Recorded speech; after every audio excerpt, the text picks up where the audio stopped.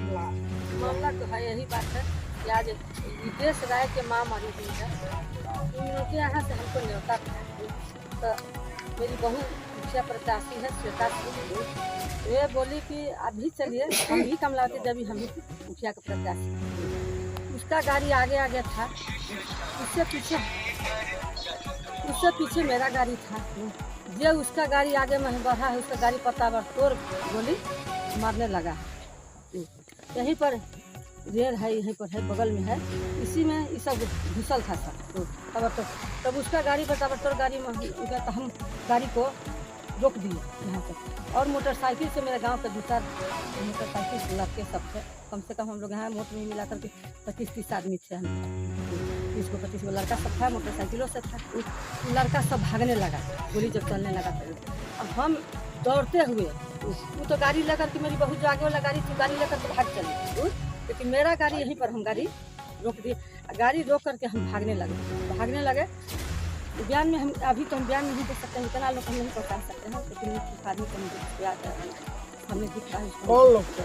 कमेसा राय था, नन्हक राय था, उसका बेटा एक नन्हक राय था, का भोले शंकर जी का कुछ नाम है, भुवन राय था, शशिकांत राय था, मदन मुखिया था, ददन था, उसका बेटा था, मोहन नाम है, और लोग था उसमें। भुवन का बेटा था, राजेश नाम था उसका बेटा था।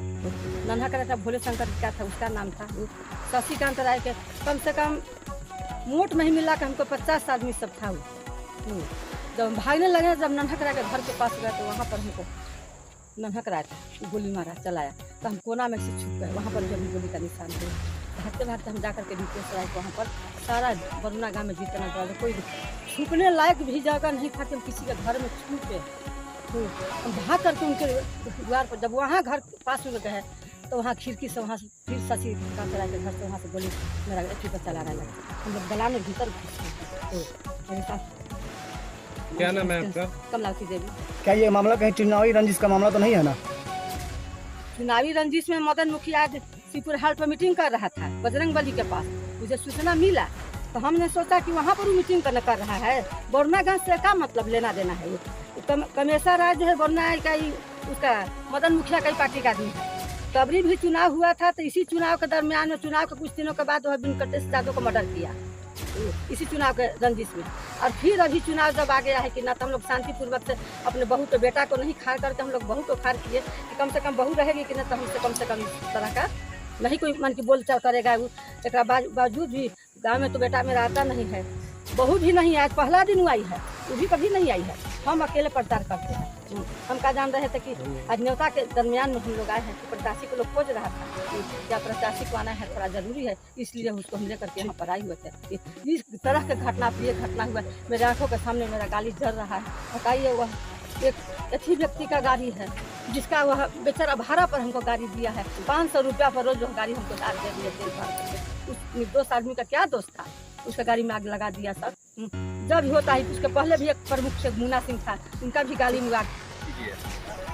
देखिए, बरुना गांव में मैं आई थी, यहाँ पे रितेश राय के यहाँ काम किया था। उनके पूछा में मैं यहाँ पे आई थी उनके द्वार पे। जैसे ही मेरी गाड़ी उनके द्वार पे गई और मैं उनके द्वार पे उतर के गई, मुझे गोली की आवाज़ सुनाई दी। मैंने ड्राइवर को फ़ोन किया, पीछे मेरी सास जो है वो भी थी उसकी गाड़ी से। मैंने पूछा ड्राइवर को कहाँ गोली चल रही है, तो ड्राइवर ने बताया कि जो हमारे विरोधी हैं यहाँ पे, उनके दरवाजे पे जो पीछे गाड़ी रह गई थी, उन गाड़ियों पे गोली अंधाधुंध चलाई जा रही थी। थोड़ी देर बाद मुझे ड्राइवर कॉल करके बताया कि जो लास्ट में गाड़ी रह गई है, उस गाड़ी को उन्होंने फूंक दिया। हमलावरों की संख्या कितनी थी? सुनिए मेरी बात। जब मुझे पता चला कि इस तरह की घटना हो गई, तो मैं दौड़ के उनके द्वार से उनके घर में जाकर छिप गई, जिसके घर में गई थी। जैसे मैं अपना जान वहाँ बचा के, जब घटना शांत हुआ, जब सारे पुलिस प्रशासन आई, तब जाके मैं यहाँ आके आपको बयान दी। हमलावरों की संख्या कितनी थी? हमलावरों की तादाद गिनने लायक नहीं थी, काफी संख्या में। घटना कितने बजे का है? घटना करीब 1 से 1.5 बजे करीब की है। ठीक।